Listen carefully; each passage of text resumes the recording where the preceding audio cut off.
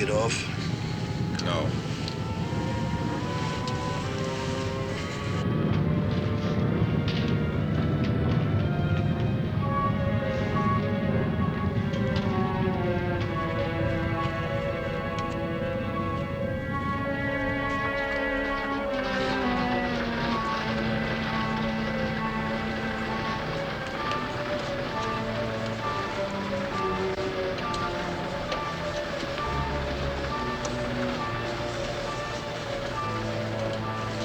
Sorry.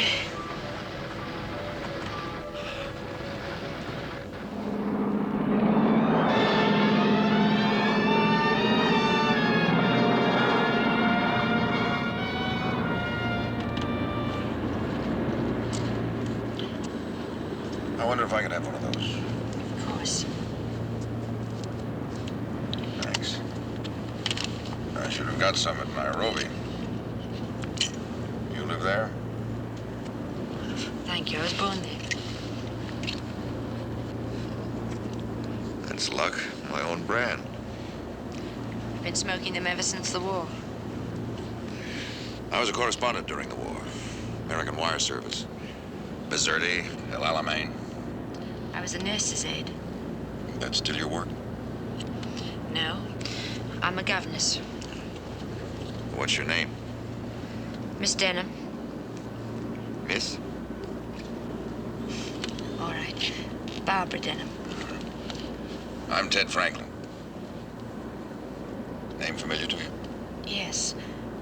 I read your articles on the North African campaign, and later your dispatches on the Mau Mau uprising in Kenya, and what followed. The trial of Sasha Ishmael. Sasha the Terrible. Sasha the Terrible. He was nothing but a puppet. You still believe that? Yeah. Mr. Franklin has many strange beliefs. Beliefs I'm going to prove. Sasha had been an Englishman instead of a half-caste French Arab from Algeria. He'd never have been convicted. You didn't say that at the beginning of the trial. I didn't know that. I spent every day in that courtroom. Right from the start. The Crown Prosecutor, Sir Robert Walton, made his opening speech. And the Crown will prove that Sasha Ishmael, the defendant in the dock, was not only a scavenger who robbed the bodies of the dead of their weapons on the battlefields of North Africa, but that he subsequently made an evil career of illegally trafficking in such weapons, coming from Algeria to Kenya for that sole purpose. The Crown will further prove that he incited the Kikuyu tribe to rebellion, bloodshed, and mass murder, supplying them with German, Italian, English, and American instruments of death, and that he was paid for his nefarious activities in stolen diamonds, an inestimable fortune of which only a small part has been recovered. For his infamous crimes against all of humanity, the Crown shall ask, nay, demand, that Sasha Ishmael be made to forfeit his life. Of course, I assumed he was guilty. Sir Robert was very convincing. You seem very bitter about Sir Robert. I have my reasons.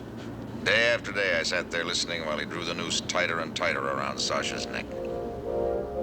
Witness after witness told of loading crates or driving trucks under Sasha's guidance. They told of night trips into the countryside, the crates delivered under cover of darkness, Sasha getting small packages in payment. If they'd stopped the trial and hung him right then and there, I wouldn't have been surprised. The repetition made me restless. Only one thing drew my attention. An old man in the spectators' gallery. He occupied the same seat every day, and I took to watching him. He must have become aware of it because our eyes began to meet.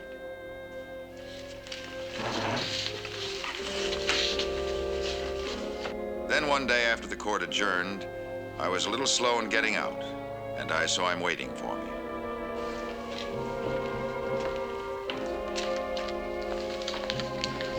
He's not guilty. Well, I'm afraid you're the only one who feels that way. I know it. I know it. He's my son. He's not guilty. He asked me to see Sasha, to talk to him. Somehow I couldn't refuse. I was an accredited correspondent, so I asked Sir Robert's permission for an interview. He didn't like the idea, especially without an armed guard in the room. But my wire service was a powerful one. Yes, Mr. Franklin. I was arrested during the transfer of a wooden crate to the Kikuyu. But I did not know its contents, or that the receivers were to be Mau Mau.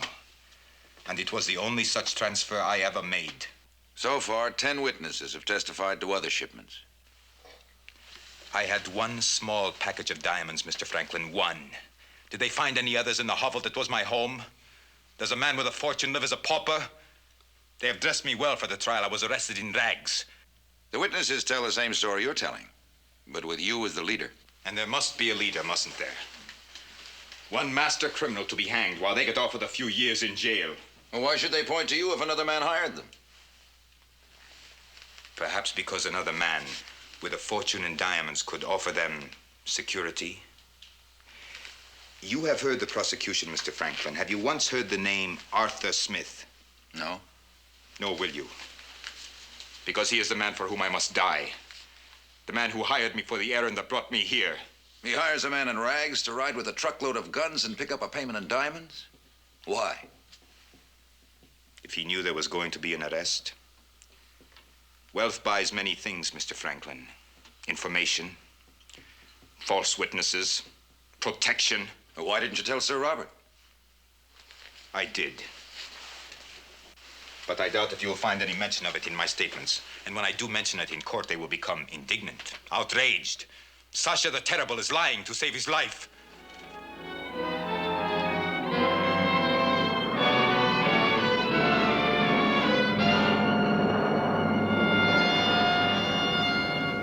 Could I have another one of our cigarettes? Of course.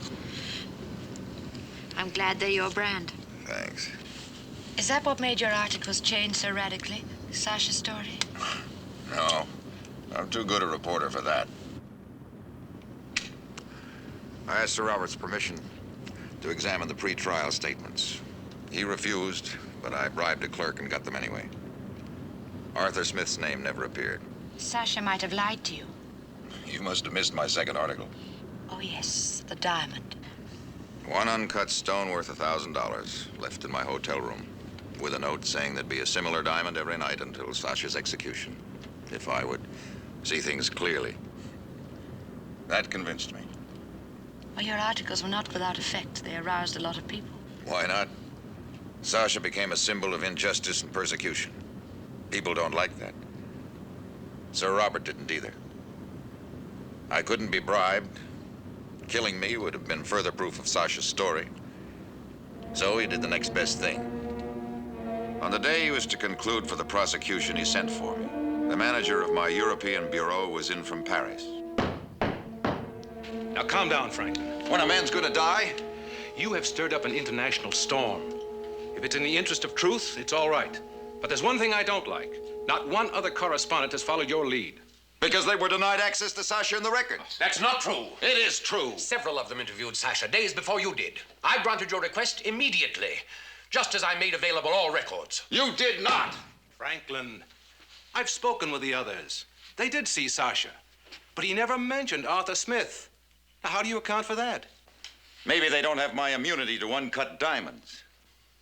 The prosecutor, the court, the witnesses, and now the correspondents. All liars. All but you. You're fired, Franklin. You too, huh? There is a man from immigration waiting outside, Mr. Franklin. You will leave Kenya on the noon plane.